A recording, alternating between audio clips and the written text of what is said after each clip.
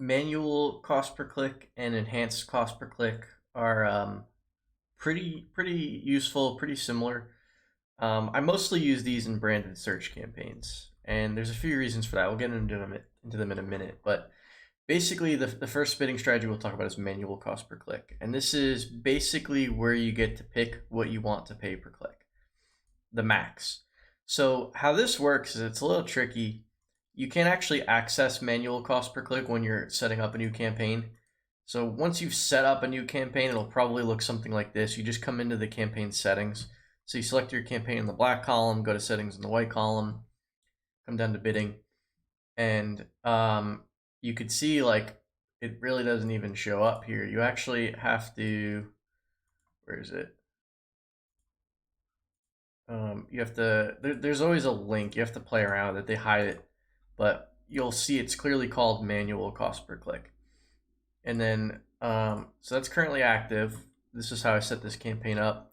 But if you look into the ad groups, you'll see that there's a few things going on. So one is you can set a default max CPC for the ad group, right? So you could set bids at two levels with manual cost per click: bids and ad groups and keywords. Let me take these old filters off.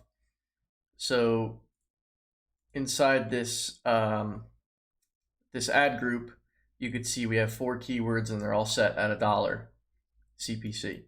So let's change it at the ad group level now, and let's make it like 50 cents.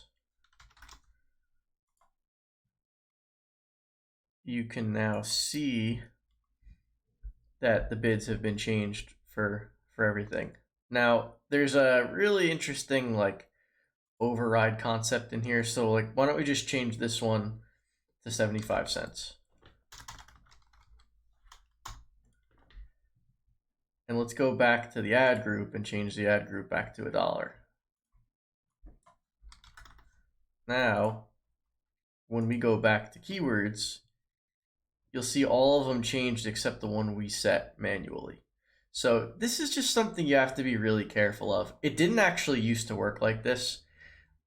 If you change these and the ad, like they didn't always map the right way. It was really strange, the behavior, how it worked. So like I used to kind of view the ad group bid as like the CPC cap, because what would happen was, so I remember at one point an ad group had like $100 CPC bid, but all the CPCs in the account were like 50. We got one click one time that was like $128 per click.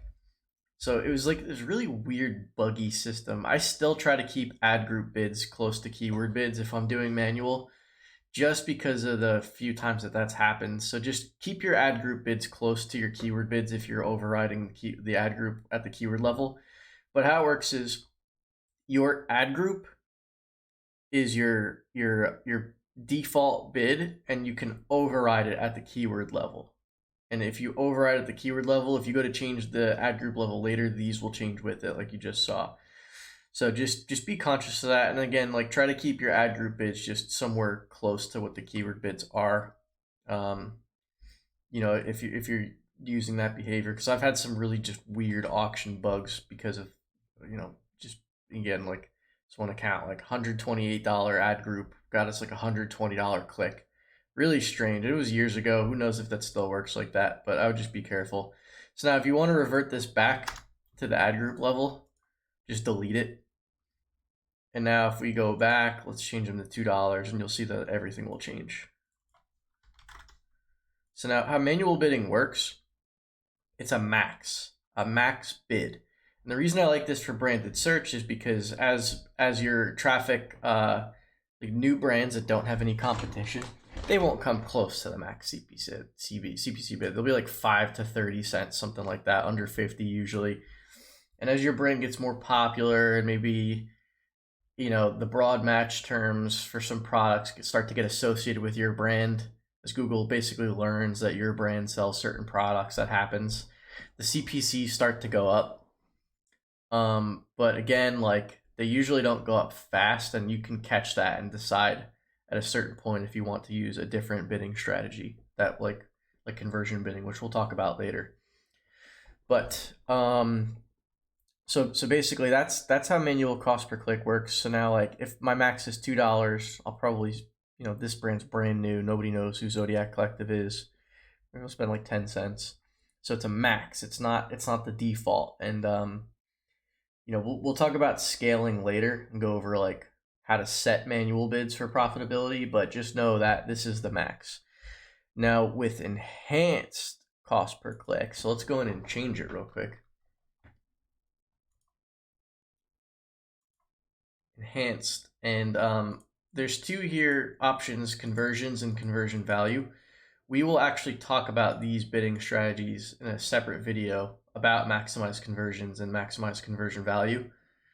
I tend to use conversions. It's just what I tend to use, and I'll go into that more later. But what this does is this will actually bid above your max CPC bid if Google thinks that there's a higher probability of getting a sale.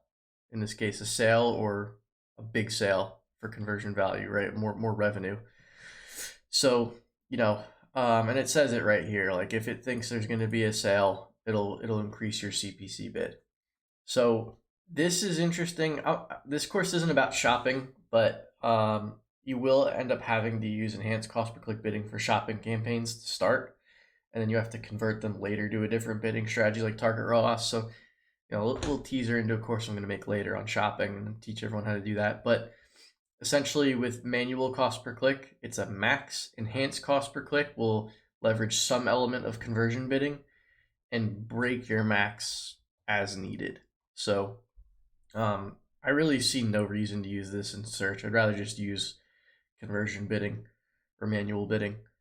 And really, this is kind of like an in-between. It doesn't really make sense to use anymore. Now, the other thing is with manual, this is also just something worth noting about how the platform's changed over the last few years. You used to have to start campaigns with manual bidding and then convert them to conversion bidding later. Don't need to do that anymore. You can, for the most part, start all of your non-brand campaigns with conversion bidding and see pretty good results off the bat. So we will talk about that in the next couple of videos, but this one's manual cost per click, enhanced cost per click. And like I said, manual cost per click, I'm mostly using branded search.